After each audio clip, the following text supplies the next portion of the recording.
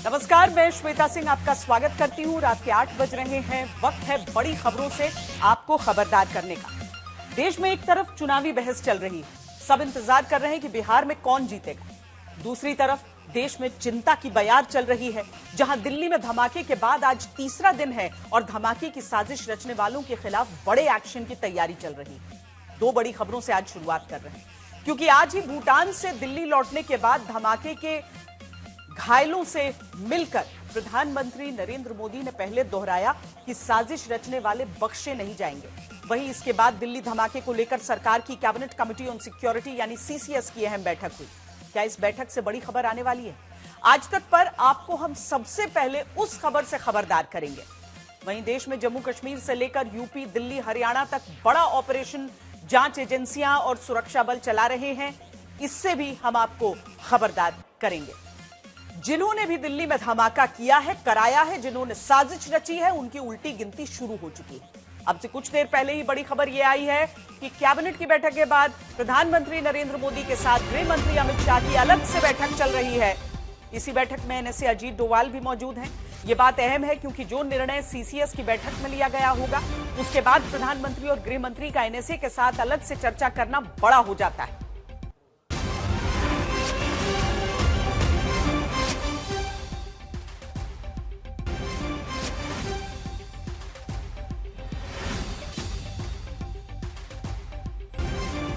सरकार कड़ा फैसला लेकर एक्शन लेना चाहती है, इसीलिए हर जगह कार्रवाई हो रही है। फरीदाबाद की अल फलाह यूनिवर्सिटी, जहां से धमाके में शामिल होने के आरोपी डॉक्टर उमर, डॉक्टर मुजम्मिल और डॉक्टर शाहीन का रिश्ता रहा, उसी यूनिवर्सिटी के करीब 60 लोगों से आज भी पुलिस ने पूछताछ की है। लिंक खोजा जा रहा है, क्योंकि यह लिंक ही है जिसमें जैश ए मोहम्मद के आतंकी सरगना मसूद अजहर से जुड़ा एक पोस्टर, एक मैगजीन का कवर पेज और फिर दिल्ली धमाके तक रिश्ता बन रहा है, जिसमें कई कड़ियां हैं, कई किरदार हैं। हर किरदार की गुत्थी आज एक एक करके आपके सामने हम खोलेंगे। जहां जैश की मैगजीन के कवर पेज में दावा होता है कि दिल्ली की इमारत की तस्वीर छपती है, फिर जम्मू कश्मीर में जैश के समर्थन का पोस्टर लगता है। पोस्टर से जुड़ा होता है एक मौलवी, वो मौलवी जिसका रिश्ता एक डॉक्टर से जुड़ता है, और फिर कई डॉक्टरों के बीच सिरा जाकर दिल्ली धमाके से जुड़ जाता है। हर किरदार के बारे में आपको आज बताना जरूरी है, लेकिन उससे भी पहले जो खबर आई है वो बड़ी है। सूत्रों के अनुसार फरीदाबाद आतंकी मॉड्यूल के मास्टरमाइंड उमर नबी बहुत खतरनाक आतंकवादी योजना पर काम कर रहा था। उसकी योजना 6 दिसंबर को दिल्ली में एक सनसनीखेज बम हमले की योजना थी, जो बाबरी मस्जिद विध्वंस की बरसी यानी 10 नवंबर को जो धमाका हुआ, इससे भी बड़ा धमाका करने की प्लानिंग 6 दिसंबर को थी, ऐसा सूत्र दावा कर रहे हैं।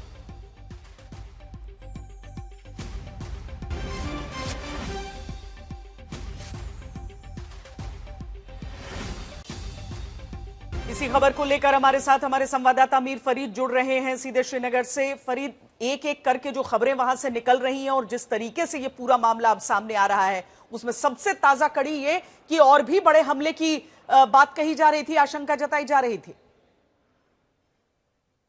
जी श्वेता, और जो मास्टरमाइंड है इस गिरोह का, इस मॉड्यूल का, डॉक्टर उमर नबी, उसी की ये साजिश थी। और लगातार परसों से जब से हम इस खबर को टटोल रहे हैं, तो इन सब में सबसे ज्यादा रेडिकलाइज्ड या कट्टरपंथी सोच का उमर नबी ही था। और जो मौलवी जिसके बारे में आपने भी कहा, मौलवी इरफान, सबसे पहले वो उमर नबी से ही कांटेक्ट में आया, और साफ तौर पे जो उसने इंडोक्ट्रिनेशन की है उसमें उमर नबी उसका सबसे इंपॉर्टेंट आप कहेंगे चेला बन के उभरा है। और अब जो सूत्र हमें कह रहे हैं, क्योंकि कल से काफी इन्वेस्टिगेशन आगे बढ़ी है और जो नए नए एंगल इसमें वो टटोले जा रहे हैं, उसमें जो क्वेश्चनिंग हुई है सस्पेक्ट्स की, उसमें उन्होंने कहा है कि उमर नबी का प्लान बहुत बड़ा था। ये जो जखीरा है एक्सप्लोजिव्स का, ये अलग अलग तरीके से इस्तेमाल करने की साजिश थी। जहां एक सीरियल बॉम्ब ब्लास्ट का एक सोच थी, वहीं बाबरी मस्जिद डेमोलिशन की जो एनिवर्सरी है 6 दिसंबर के आसपास, वो एक बहुत बड़ा सेंसेशनल धमाका करना चाहता था दिल्ली में, और वो उसकी तरफ से एक मैसेज थी कि जो हुआ था उस दिन वो गलत हुआ था। तो वो उसका एक बहुत बड़ा मंसूबा था। लेकिन उससे पहले ही जब ये षड्यंत्र का पुलिस को पता चला और एक के बाद एक हिरासत में लोग लिए गए, तो साफ तौर पे जैसे हम कल से कह रहे हैं कि शायद वो पैनिक में आके वो अपना जो एक्सप्लोजिव से भरी ये गाड़ी थी इसको ले गया, डेटोनेट हुई, या फिर एक्सीडेंटल डेटोनेशन थी, वो इन्वेस्टिगेशन का मैटर है। लेकिन साफ तौर पे साजिशें बहुत बड़ी थी और जिस लेवल का एक्सप्लोजिव तकरीबन 3000 किलो के आसपास साफ तौर पे एक जगह इस्तेमाल करने के लिए नहीं था, मल्टीपल बॉम्ब बनाने की साजिश थी। और उसमें बाबरी मस्जिद के आसपास भी एक सेंसेशनल हमला करने का भी एक प्लान था उमर नबी का। जी श्वेता, बहुत शुक्रिया मीर फरीद इस जानकारी के लिए। जाहिर है और यही कारण था कि जैसे ही दिल्ली में यह धमाका हुआ था, इस तरह की जो जानकारियां हासिल थी उसके कारण उत्तर प्रदेश में धार्मिक जगहों पर सुरक्षा बहुत ज्यादा बढ़ा दी गई थी। बहरहाल 6 दिसंबर को अगर हमले की प्लानिंग की गई तो इसका सूत्रधार कौन था? आतंकी मॉड्यूल का पहला किरदार एक डबल रोल करने वाला शख्स है, जो मेडिकल स्टाफ भी बनकर काम करता रहा, जो मस्जिद में मौलवी बनकर भी काम करता रहा।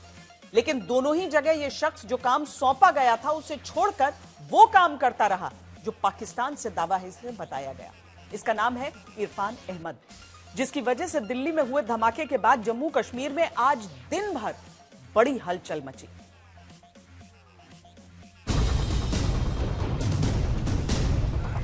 दिल्ली से 850 किलोमीटर दूर जम्मू कश्मीर का सोपोर। सुरक्षा बल तेज कदमों से आगे बढ़ते हैं। अचानक किसी घर के पास आकर ये जवान रुक जाते हैं।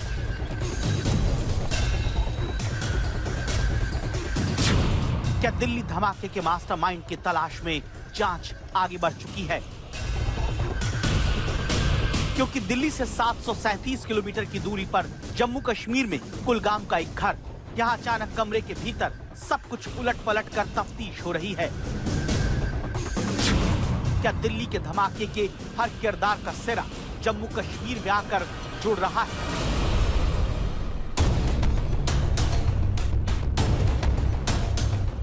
तीसरा वीडियो देखिए।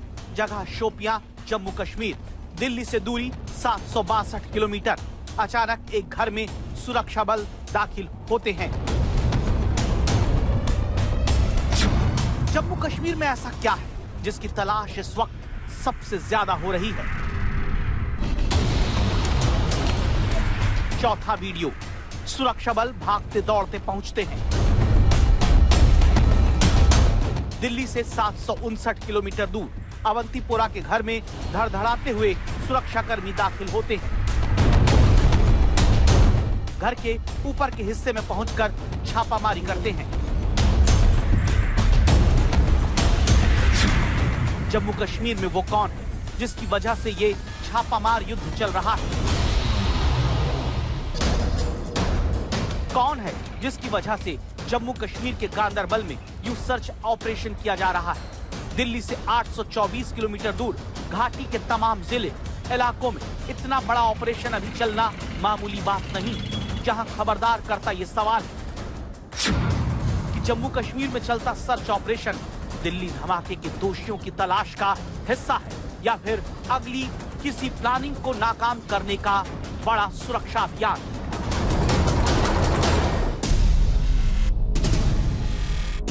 खबरदार करते इन सवाल की वजह एक किरदार है जिसके दो चेहरे हैं। एक चेहरा है जिसमें मकसद जान बचाना होता है, दूसरा चेहरा जिसमें धर्म की सही राह दिखाना काम होता है। लेकिन जम्मू कश्मीर पुलिस ने जब इस शख्स को पकड़ा तो पता चला पुराना पैरामेडिकल स्टाफ इरफान अहमद, जो श्रीनगर की मस्जिद में मौलवी भी है। असल में इसने ना तो मेडिकल कॉलेज में रहते हुए जान बचाने वाला काम किया और ना ही मस्जिद में मौलवी रहते लोगों को धर्म की सही दिशा दिखाई। जम्मू कश्मीर पुलिस की इन्वेस्टिगेशन कहती है दिल्ली के धमाके का सबसे बड़ा किरदार यही इरफान अहमद है, जो जीएमसी श्रीनगर में पैरामेडिकल स्टाफ बनकर पहले मेडिकल के छात्रों का ब्रेन वॉश करने के लिए खोजता था और फिर यही इरफान अहमद श्रीनगर की मस्जिद में मौलवी के तौर पर धर्म की सही राह लोगों को दिखाने की जगह आरोप है कि मेडिकल स्टडी से जुड़े लोगों को आतंक की राह पर ले जाने वाला काम करता था, उन्हें बरगलाता था, जिसका सिरा एक पोस्टर से खुलता है। इस पोस्टर पर लगी तारीख को देखिए। तारीख दर्ज है 17 अक्टूबर। ये पोस्टर न पकड़ा जाता तो अंदेशा है कि देश में दिल्ली से भी बड़ा एक धमाका या फिर कई और धमाके करने का प्लान बना। अक्टूबर के महीने में जम्मू कश्मीर के कई इलाकों में पुलिस को आतंकवादी संगठन जैश ए मोहम्मद के समर्थन में ये पोस्टर लगा हुआ मिलता है। इस पोस्टर में भारतीय सेना और भारतीय नागरिकों के खिलाफ भड़काने वाली बातें लिखी गई। इस पोस्टर के पीछे कौन है, ये तलाश करते हुए जम्मू कश्मीर की पुलिस श्रीनगर की इस मस्जिद तक पहुंचती है और फिर इसी मस्जिद के मौलवी इरफान अहमद को पकड़ने पर आतंक के बड़े मॉड्यूल का सिरा खुलने लगता है। जांच एजेंसियों के सूत्रों के हवाले से मौलवी इरफान के बारे में ये एक्सक्लूसिव जानकारी सामने आई है। जांच एजेंसियों के रेडार पर दो तरह का टेलीग्राम चैनल आता है। एक है फरजंदाने दारुल उलूम और दूसरा पाकिस्तान में जुड़े जैश के आतंकी से जुड़ा उमर बिन खत्ताब। दावा है कि दो टेलीग्राम चैनल के जरिए मौलवी इरफान भी लोगों को जोड़ने बरगलाने के काम में लगता गया। शुरुआती बातचीत में इरफान इन टेलीग्राम चैनल पर कश्मीर की आजादी और दमन का दावा करके लोगों को जोड़ता, फिर दुनिया में जिहाद की बात करके अन्याय का बदला लेने को कहा जाता। दावा है कि इसी टेलीग्राम चैनल से जुड़कर लोगों को अपने संपर्क में लाने के बाद फिर आगे देश में अलग अलग जगह पर साजिश के तहत फैलाया गया।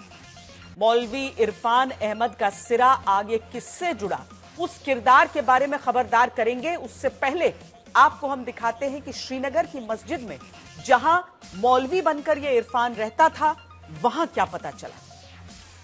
जब पुलिस ने छानबीन की, सुरक्षा एजेंसी ने छानबीन की, तो मौलवी इरफान बताया जाता है कि वही बंदा है जिसने रेडिकलाइजेशन की, यानी कि जो कट्टरपंथी जो एक व्यवहार है या फिर एक सोच है, वो इन डॉक्टर्स में उन्हीं के थ्रू आई।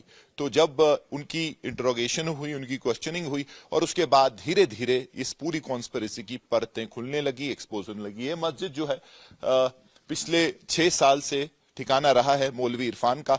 हमने यहाँ लोकल से बात की, उन्होंने कहा कि बिल्कुल उनको कोई भनक नहीं, कोई शक नहीं, ऐसी कोई इंसिडेंट वो याद नहीं कर पा रहे पिछले 6 साल से जहां ऐसा लगे कि मौलवी इरफान जो है कुछ इस तरीके के काम में, जो उनका जो एक पर्दे के पीछे का ऐसा कोई काम है। इस पूरी कॉन्स्पिरेसी जो पहली लीड जो जे.एंड.के पुलिस को मिली, वो यहां से थोड़ा ही दूर एक बोनपुरा एक इलाका है जहां जैश के टेरर पोस्टर दिखे, और जब पुलिस ने उसमें छानबीन की, कुछ लड़कों को उठाया, तो उन्होंने लीड दी कि उनको ये सब करने के लिए मौलवी इरफान ने कहा था। उसके बाद पुलिस ने उनको डिटेन किया। ये बताइए, कभी ऐसा कोई व्यवहार, कोई ऐसा शक कि आपको लगे कि ऐसी किसी चीज में इन्वॉल्व? नहीं, जब तक पोस्टर लगा तब तक भी हमें यकीन नहीं आया ये मौलवी साहब ने काम किया।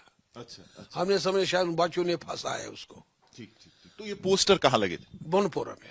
कितना दूर है? शायद आधा किलोमीटर तक है।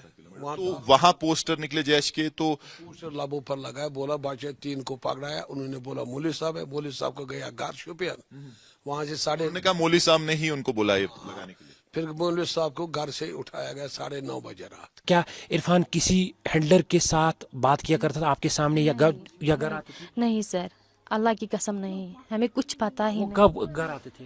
वो सैटरडे को आता है और मंडे को जाता है सवेरे वापस।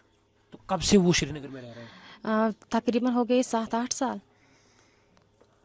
तो आपने सुना ही होगा जो डॉक्टर पकड़े गए हैं, क्या वो इनके, ये वो डॉक्टर क्या आपके घर आया करते? हम नहीं जानते हैं उनको, नहीं, हमें पता नहीं है। हमें देखा है सोशल मीडिया पे, फिर पता चला। तो इरफान को कब पकड़ा गया? 18 अक्टूबर, हाँ 18 अक्टूबर रात के 10:30 बजे इन्होंने लिया अपने साथ। क्या इरफान के साथ कभी ऐसा हुआ है कि वो पुलिस में बंद रहे हैं? पुलिस के साथ हम ना रिश्तेदार ना घर में कोई नहीं। हाँ, इन पे एलिगेशन है ये। आतंकी उमर से ही जुड़ी बड़ी खबर फरीदाबाद के खंदावली गांव से पुलिस ने उसकी लाल रंग की इको स्पोर्ट कार बरामद कर ली है। शाम को पता चला था कि उमर ने अपने नाम से एक लाल रंग की इको स्पोर्ट कार खरीदी थी। इसके बाद इसकी तलाश शुरू हुई और ये गाड़ी फरीदाबाद के खदावली गांव में सुनसान जगह पर खड़ी मिली। लेकिन दिन भर इस गाड़ी को लेकर हलचल मची रही, क्योंकि अंदेशा यह था कि जो उमर एक i20 कार से धमाका कर सकता है, क्या वो दूसरी कार में भी विस्फोटक छोड़ गया। लेकिन राहत की बात यह रही कि ऐसा कुछ नहीं निकला, गाड़ी अब बरामद हो चुकी है।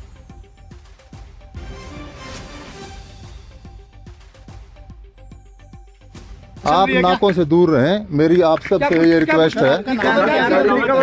जो होगा आपको ब्रीफ कर दिया जाएगा। अभी आप सबके लिए यही निर्देश हैं कि आप नाकों से दूर रहें।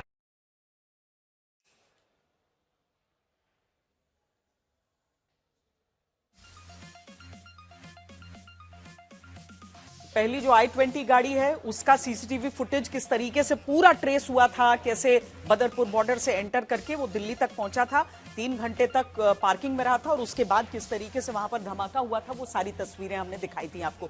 अब ये इको स्पोर्ट कार जिसको लेकर हमारे संवाददाता अरविंद ओझा भी हमारे साथ जुड़ रहे हैं। अरविंद, ये इको स्पोर्ट कार जिसकी इतनी तलाश चल रही थी, किसी तरह का कोई विस्फोटक नहीं मिला है उसमें? देखिए, उस कार में विस्फोटक है या नहीं, यही जानने के लिए दिल्ली फॉरेंसिक साइंस की टीम वहां पर पहुंची है और एनएसजी की बम जो एक्सपर्ट की टीम है वो अभी वहां पर पहुंची है फरीदाबाद में, जहां से ये इको स्पोर्ट कार जो रिकवर हुई है। आपको बता दूं कि दिल्ली पुलिस ने अलर्ट साउंड किया था, बकायदा इस कार का नंबर लिखते हुए दिल्ली नंबर की ये कार थी और बड़ा सर्च ऑपरेशन चलाएगा, जिसके बाद हरियाणा के फरीदाबाद में ये जो कार है वो बरामद हुई है। फिलहाल एनएसजी की टीम वहां पर मौजूद है, दिल्ली एफएसएल की टीम वहां पर मौजूद है और गाड़ी को आसपास से घेर लिया गया है। जिस तरह से I-20 कार में धमाका हुआ था उसके बाद आशंका ये जताई जा रही है कि कहीं ऐसा न हो कि इसमें भी कोई विस्फोटक हो, इसलिए एहतियात के तौर पर फिलहाल लोगों को कार से दूर रखा गया है और कार की तलाशी ली जा रही है। श्वेता। अरविंद, क्या ये भी असामान्य है कि एक सुनसान जगह पर, चूंकि जिसको ढूंढा जा रहा था, आमतौर पर अगर हम समझें कि वो कहीं इस्तेमाल में रहती गाड़ी तो कहीं ऐसी जगह पर खड़ी रहती, लेकिन अगर सुनसान जगह पर, ऐसा तो नहीं कि छुपाने के लिए ही वहां पर हो, इस आशंका को भी अभी पर भी सोचा जा रहा है? जाहिर सी बात है, क्योंकि देखिए जब ये पूरा खुलासा हुआ और I-20 कार में उमर खुद बम के साथ उड़ गया, उसके बाद एजेंसियों को जानकारी मिली कि एक और उमर की कार है जो इको स्पोर्ट कार है, जो फर्जी एड्रेस पर, दिल्ली के फर्जी एड्रेस पर खरीदी गई थी। उसके बाद उस कार की तलाश हुई। देखिए, आशंका इसलिए भी है श्वेता, क्योंकि 2900 किलो एक्सप्लोसिव फरीदाबाद से रिकवर हुआ है और जिस तरह से कार में धमाका हुआ उसके बाद फिर एजेंसियों को लगा कि कहीं ये जो कार गायब है इसमें भी तो बम फिट नहीं किया गया है, इस वजह से कार की तलाशी शुरू हुई। उसके बाद जो स्क्रीन पर देख पा रहे होंगे कि जो लाल कलर की इको स्पोर्ट कार है इसकी तलाशी शुरू हुई। दिल्ली पुलिस, फरीदाबाद पुलिस लगी, उसके बाद फरीदाबाद में इसको रिकवर किया गया है। फिलहाल इसकी तलाशी ली जा रही है, इसलिए एनएसजी की टीम को बुलाया गया है। श्वेता, ये जिस जगह पर ये गाड़ी मिली है वहां पर, जैसा कि अरविंद बता रहे हैं, उस पूरे इलाके से उसको घेराबंदी करके और पहले पूरा बारीकी से तलाशी ली जाएगी कि कहीं उसमें किसी तरह का कोई विस्फोटक तो नहीं है, और इसीलिए जो बॉम्ब के विशेषज्ञ हैं वो सब वहां पर मौजूद हैं। हमारी नजर रहेगी उस खबर पर, लेकिन पहले आपको बताएं कि इरफान अहमद नाम के मौलवी ने अगर आतंक का बीज रखने की शुरुआत की तो उसकी खतरनाक सोच को मोहम्मद उमर ने अंजाम दिया। वो बाद में रिक्रूटर भी बना। कश्मीर के पुलवामा जिले के कोइल गांव का रहने वाला उमर डॉक्टर बनने के बाद अपने लोगों का हीरो था, लेकिन अब वही लोग उसे लेकर शर्मिंदा हैं। इरफान ने सबसे पहले अपने ही गांव के मुजम्मिल को अपने साथ शामिल किया, तो उसी के गांव का है, दोनों का घर भी आसपास है।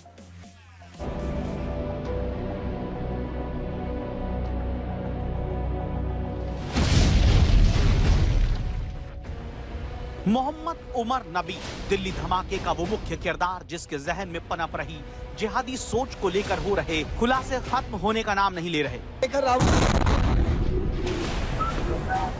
ये सोमवार को लाल किले के पास हुए धमाके से जुड़ी ताजा तस्वीर।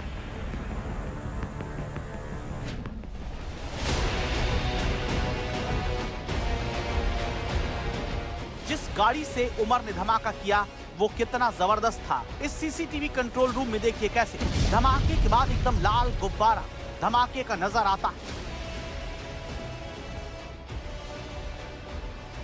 जिस वक्त धमाका हुआ तब चारों तरफ भीड़ भाड़ होती है। उसी दौरान एक जोरदार ब्लास्ट इस सीसीटीवी में कैद होता है। धमाका इतनी तेज कि सीसीटीवी कंट्रोल रूम का सीसीटीवी कैमरा ही ब्लैक हो जाता है।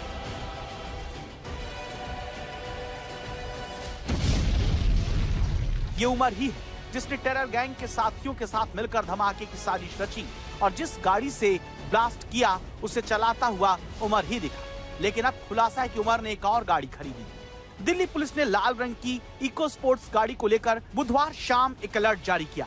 इसे भी मोहम्मद नबी उमर ने खरीदा था। जैसे ही ये सच सामने आया, पुलिस इस दूसरी गाड़ी की तलाश में जुट गई और फिर कुछ ही घंटों बाद इसे खोज निकाला गया। DL10C के 0458 नंबर की ये गाड़ी साल 2017 में राजौरी गार्डन के पते पर रजिस्टर्ड हुई थी। कार खरीदने के लिए उमर मोहम्मद ने नॉर्थ ईस्ट दिल्ली के घर का फर्जी पता दिया था।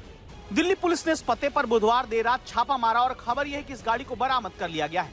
जिसके बाद सवाल है कि क्या एक और गाड़ी से दिल्ली में धमाका करने की तैयारी थी, क्योंकि जिस मात्रा में फरीदाबाद में विस्फोटक सामग्री इकट्ठा की गई उससे इस साजिश के उम्मीद से कहीं ज्यादा बड़ी होने की आशंका है। लेकिन आखिरी वक्त में जांच एजेंसियों का शिकंजा कसने के बाद उसने घबराकर दिल्ली में धमाका कर दिया, जिस पर उसके परिवार को यकीन नहीं हो रहा।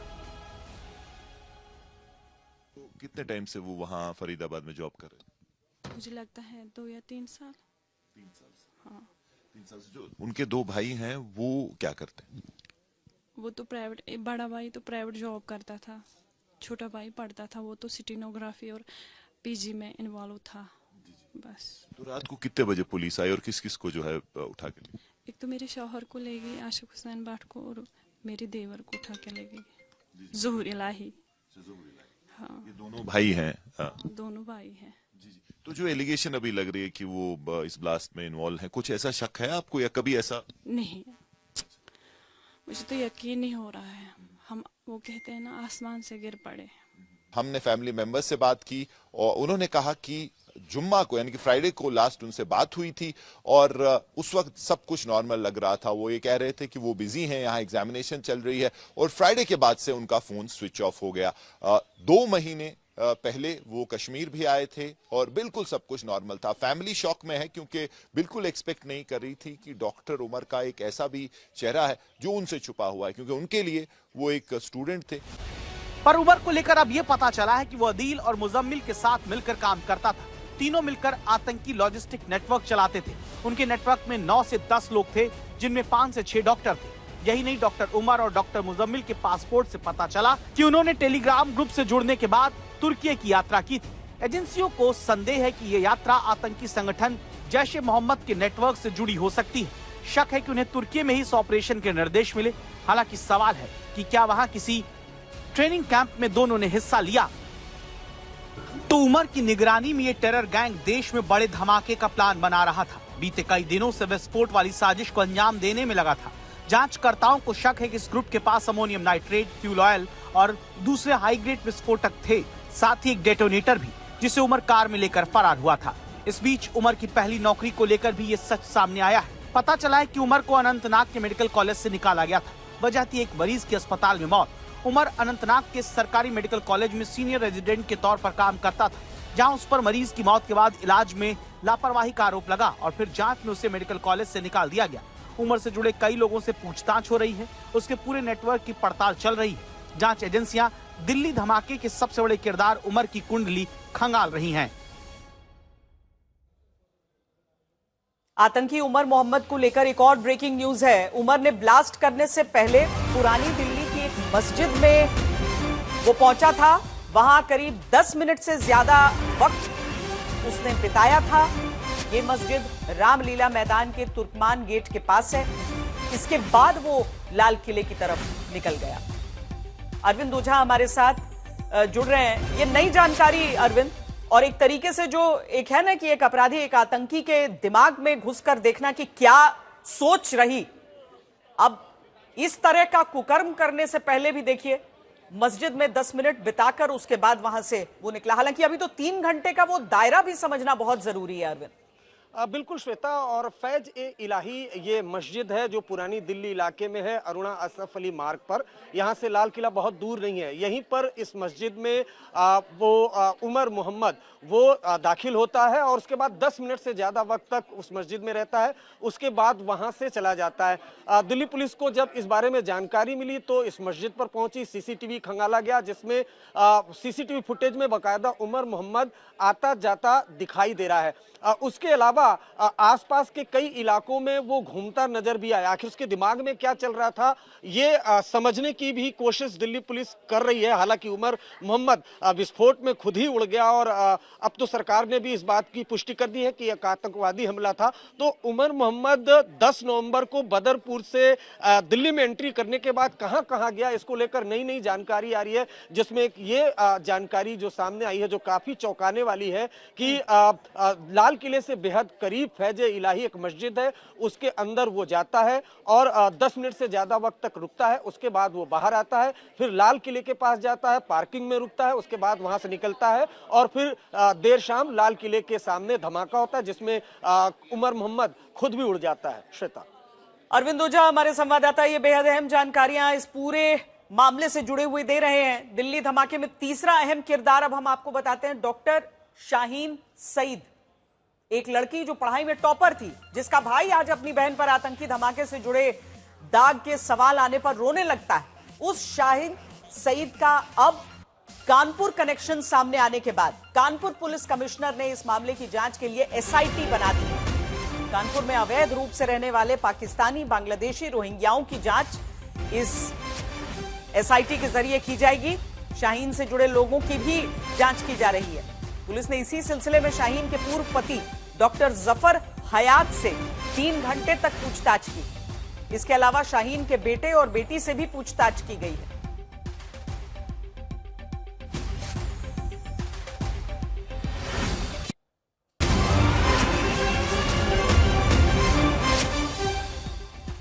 और सरकार की तरफ से भी ये पुष्टि की गई है, दिल्ली धमाका एक आतंकी घटना है। दिल्ली में जो धमाका लाल किले के सामने हुआ है वो एक आतंकी घटना है। लगातार दरअसल इस पूरे मामले की जांच चलती रही। इन्वेस्टिगेशंस के आधार पर अब ये पुख्ता तौर पर कहा जा सकता है कि दिल्ली का धमाका एक आतंकी घटना।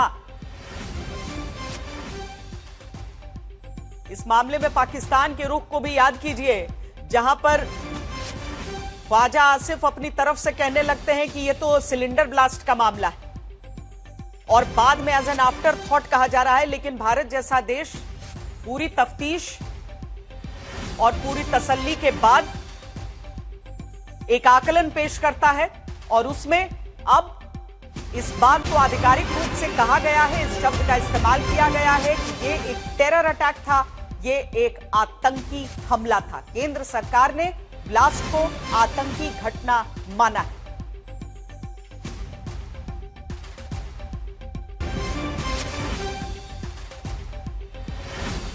दिल्ली में लाल किले के सामने जो मेट्रो स्टेशन का गेट नंबर 1 रहा, 6:52 पर एक जोरदार धमाके की खबर वहां से जब आई तो शुरुआती तौर पर उतनी भीड़भाड़ इलाके में यह समझना किसी के लिए भी मुश्किल हो रहा था कि यह किस तरह का धमाका हो सकता है। लेकिन धीरे धीरे जब सीसीटीवी फुटेज खंगाले गए और चूंकि यह एक ऐसा मामला था जिसमें जांच पहले से चल रही थी, जिसमें पहले से साजिश के तार अलग अलग राज्यों से जुड़ रहे थे, तो आखिरकार हम आपको सीधे लिए चलते हैं और सुनाते हैं केंद्रीय मंत्री अश्विनी वैष्णव की तरफ से क्या कहा गया है। सर, कृष्ण मोहन शर्मा, भारत एक्सप्रेस से। पहलगाम अटैक के बाद भी सीसीएस की बैठक हुई थी और दुर्भाग्यपूर्ण तरीके से फिर घटना हुई। आज फिर सीसीएस की बैठक हुई है। उस बैठक में यह निर्णय लिया गया था कि any such act will be treated as a act of war. तो क्या इस पर भी कोई चर्चा हुई? मैंने रेजोल्यूशन आपके सामने पूरा पढ़ लिया और इसकी कॉपी भी आपको शेयर की जाएगी। इधर कोई नहीं। सर, ऑपरेशन अपना परिचय भी दे दें प्लीज। सर, अनामिका हूँ, ईटीवी भारत से। सर, ऑपरेशन सिंदूर के समय ये भी कहा गया था बीच में भी कि ऑपरेशन सिंदूर ऑन है, तो क्या ऐसी भी कोई बात हुई ऑपरेशन सिंदूर को लेकर आगे बढ़ने की? मेरा रिक्वेस्ट है कि सभी साथियों से कि बहुत क्लियरली मैंने कंप्लीट रेजोल्यूशन आपके सामने पढ़ लिया है और ये आपके साथ शेयर भी करेंगे। इसके अलावा दूसरे क्वेश्चंस पे जाएं। जी 11 रुकिए, 11 नंबर उसके बाद 11। सर, मैं तरुण शर्मा हूँ, जी बिजनेस से। सर, जो expansion of credit guarantee scheme है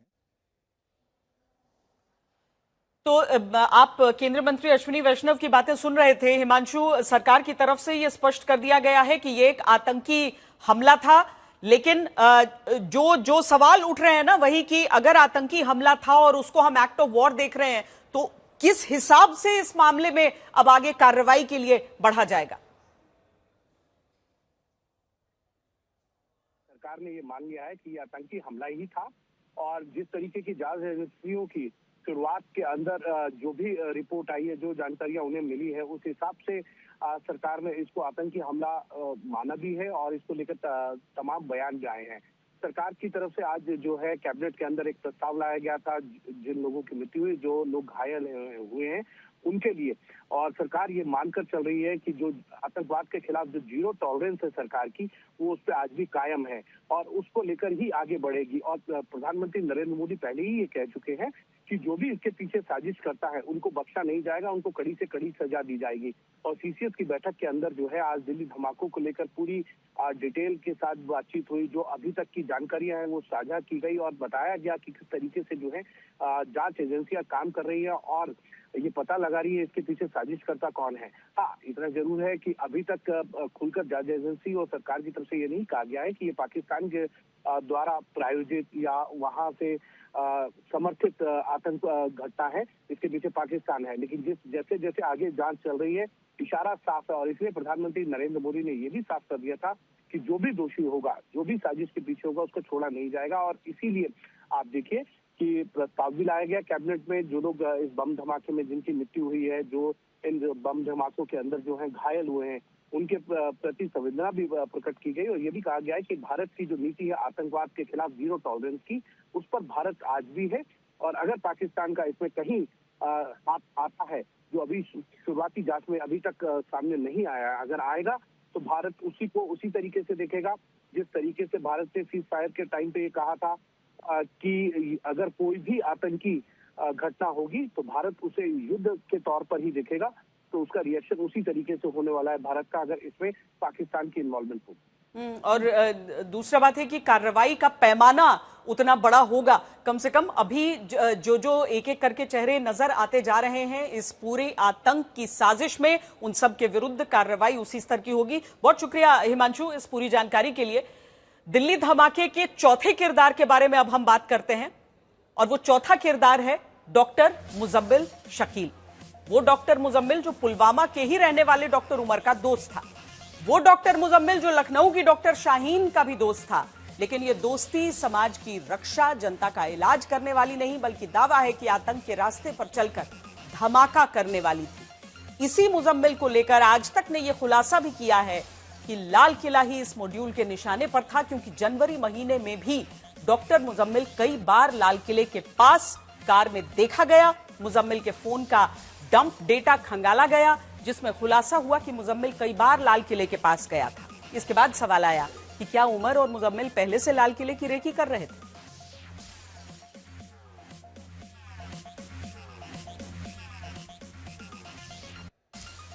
शाहीन की तरह उसके भाई परवेज अंसारी की भी दिल्ली धमाके में अहम भूमिका बताई जा रही है। परवेज ने आगरा के प्रसिद्ध एसएन मेडिकल कॉलेज से अपनी एमबीबीएस की पढ़ाई पूरी की थी। इसके बाद वो इसी कॉलेज में डॉक्टर के तौर पर काम करने लगा। साल 2016 में भी उसने शाहीन की तरह अचानक अपनी नौकरी से इस्तीफा दे दिया था। बता तो रहा हूं कि यकीन नहीं हो रही है, इतने नेक लोग हैं, यकीन नहीं हो रही है बात। अब क्या हकीकत है वो बेहतर ही अल्लाह बेहतर जानता है। लखनऊ में शाहीन और परवेज के पड़ोसी उन्हें लेकर हुए खुलासों से हैरान है। मामला आतंकवाद से जुड़ा है तो सभी ने चुप्पी साध ली। जो बता रहे शाहीन को तो हमें लग रहा 20 साल से नहीं देखा, परवेज को कम से कम जब आखिरी बार उसकी शादी हुई जब ही देखा। लखनऊ में शाहीन को लेकर उनके पिता के घर छापेमारी से पहले एटीएस ने लखनऊ में ही उसके भाई परवेज की कार को जब्त किया। ये कार सहारनपुर जिले से ही खरीदी गई थी। वहीं का नंबर भी कार पर बरामद हुआ है। एटीएस को शक है कि इस कार का कनेक्शन हाल ही में हुए ब्लास्ट से हो सकता है। इसी आधार पर टीम ने कार्रवाई करते हुए कार को जब्त किया। परवेज के घर से कुछ दस्तावेज मिले।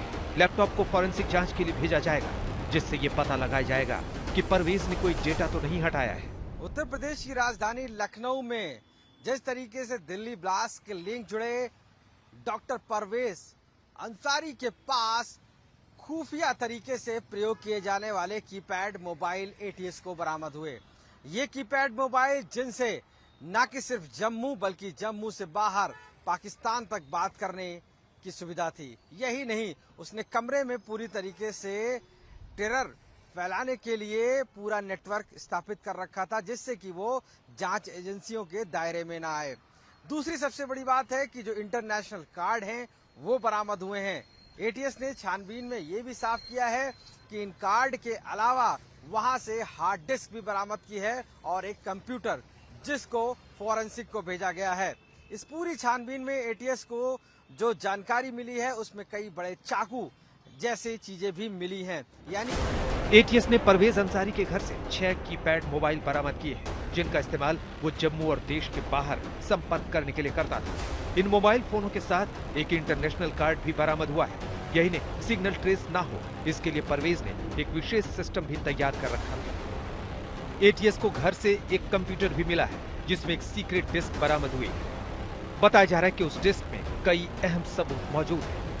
इसके अलावा एटीएस को परवेज के पास से 3 बड़े चाकू और भारी भरकम छुरे भी बरामद हुए हैं, जिनका वो इस्तेमाल करता था। इस बात का किसी को नहीं पता चले, इसलिए वो आस पड़ोस में रहने वालों से ज्यादा वास्ता नहीं रखता था। परवेज शाहीन का भाई है, वो शाहीन जिसने दावा है कि अपने भाई को भी टेरर मॉड्यूल में एक खास जिम्मेदारी दी थी। डॉक्टर शाहीन की करतूत ने पिता को सदमे में डाल दिया है। बड़ा है मोहम्मद शुएब, जो मेरे साथ यहाँ रहता है।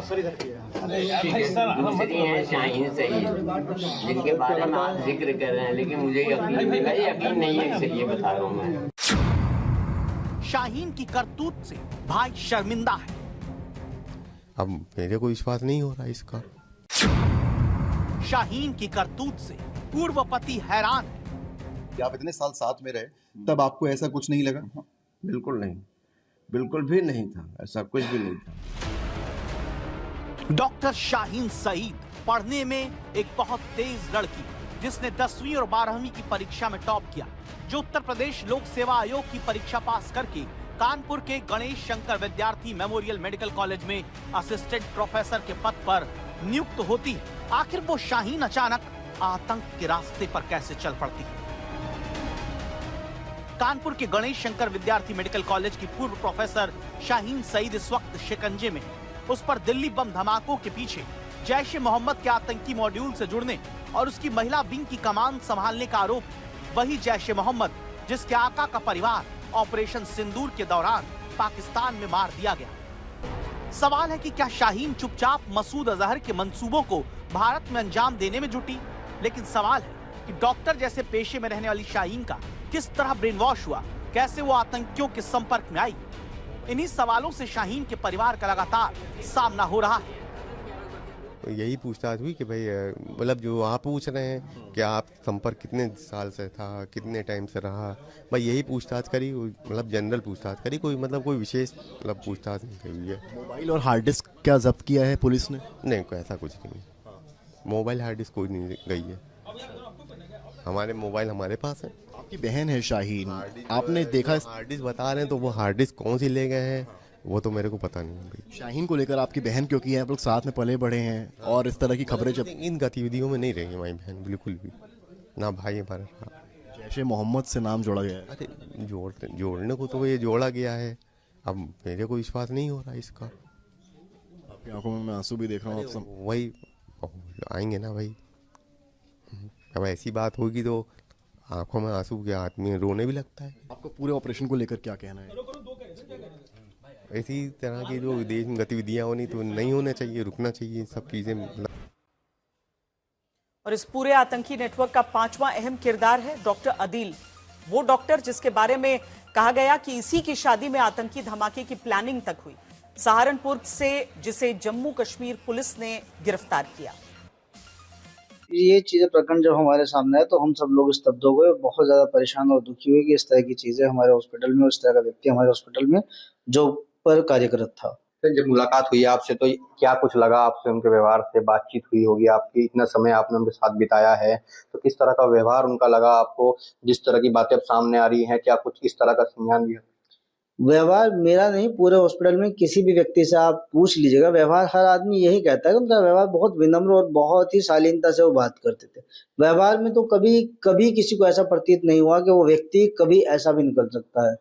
इतना समय आपने उनके साथ बिताया, कभी ऐसा कुछ देखने को मिला हो कि उनके जो पर्सनल कॉल आते थे, क्या आपके सामने बात किया करते थे या कुछ अलग हटकर बात किया करते थे, कुछ इस तरह देखने को मिला? कॉल वो उठा लेते थे, परंतु वो बात दूसरी भाषा में करते थे, हमें समझ नहीं आती थी किस भाषा में कर रहे हैं। कश्मीरी भाषा में बात करते थे तो समझ में नहीं आती थी किस बात। तो अब इसके बाद जब जांच शुरू हुई, अब एटीएस भी है और लोकल पुलिस भी है, आपको भी बुला करके बातचीत की होगी, तो क्या कुछ सभी लोगों से पूछताछ की गई है और यही पूछताछ की गई जो किस तरह के व्यक्ति थे, आपको कोई चीज ऐसी दिखाई दी या नहीं दी, या आपने कोई चीज नोट की, तो ऐसा पूरे हॉस्पिटल में किसी भी व्यक्ति ने ऐसी चीज कोई नोट नहीं की है।